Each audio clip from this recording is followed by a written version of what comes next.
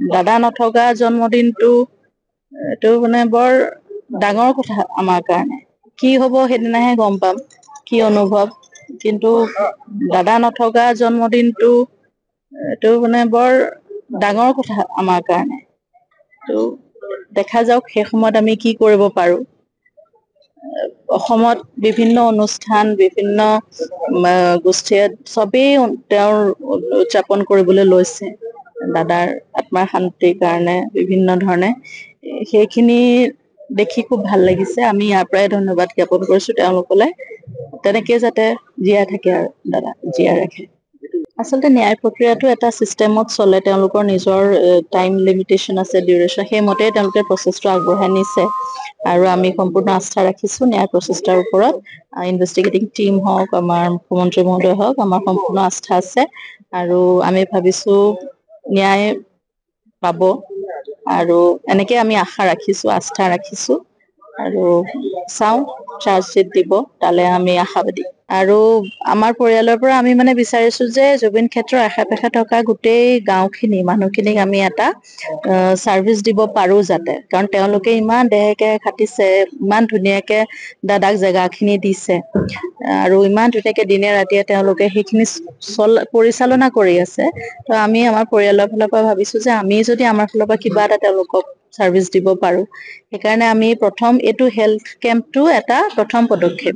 এনেকে আৰু হৈ গৈ থাকিব অনাগত দিনত, হেল্থ কেম্প হ'ব, তাৰপিছত অন্য ধৰণৰ কিছুমান ছচিয়েল চাৰ্ভিছো, ব্লাড ডনেশ্যন কেম্প হ'ব, তাৰপিছত আৰু মই অন্য ধৰণৰ কিছুমান এটা আৰু ভাবিছো মোবাইল লাইব্ৰেৰী এটা, যিহেতু কিতাপৰ ক্ষেত্ৰতো আমি বহুত গুৰুত্ব দিওঁ পঢ়া শুনা, সেইটোও এটা চাগে মই ভাবিছো লাহে ধীৰে কৰিম আৰু গাঁৱে গাঁৱে এটা মোবাইল লাইব্ৰেৰী যদি এনেকে বন্ধ দিনত নিব পাৰো ল'ৰা ছোৱালীৰ কাৰণে।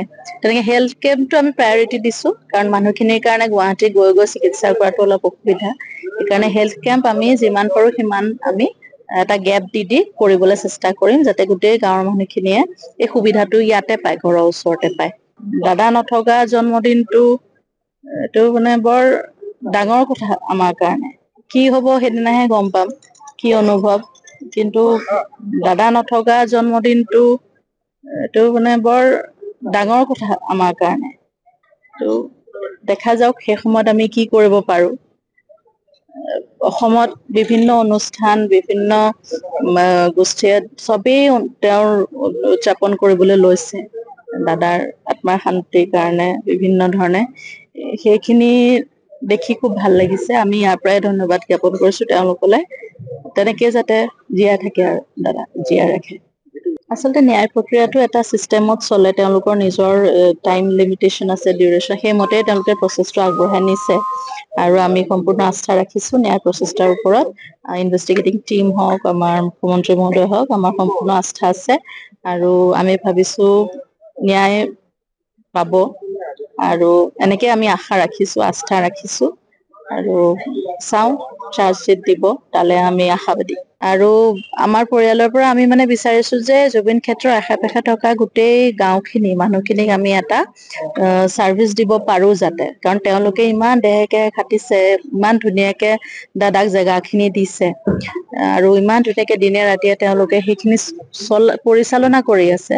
তো আমি আমাৰ পৰিয়ালৰ ফালৰ পৰা ভাবিছো যে আমি যদি আমাৰ ফালৰ পৰা কিবা এটা তেওঁলোকক চাৰ্ভিচ দিব পাৰো, সেইকাৰণে আমি প্ৰথম এইটো হেল্থ কেম্পটো এটা প্ৰথম পদক্ষেপ।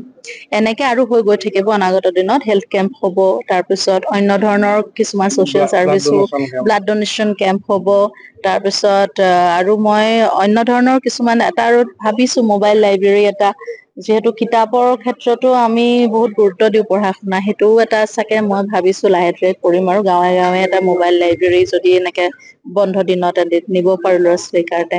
তেনেকে হেল্থ কেম্পটো আমি প্ৰায়ৰিটি দিছো, কাৰণ মানুহখিনিৰ কাৰণে গুৱাহাটী গৈ গৈ চিকিৎসা কৰাটো অলপ অসুবিধা। সেইকাৰণে হেল্থ কেম্প আমি যিমান পাৰো সিমান আমি এটা গেপ দি দি কৰিবলৈ চেষ্টা কৰিম, যাতে গোটেই গাঁৱৰ মানুহখিনিয়ে এই সুবিধাটো ইয়াতে পায়, ঘৰৰ ওচৰতে পায়।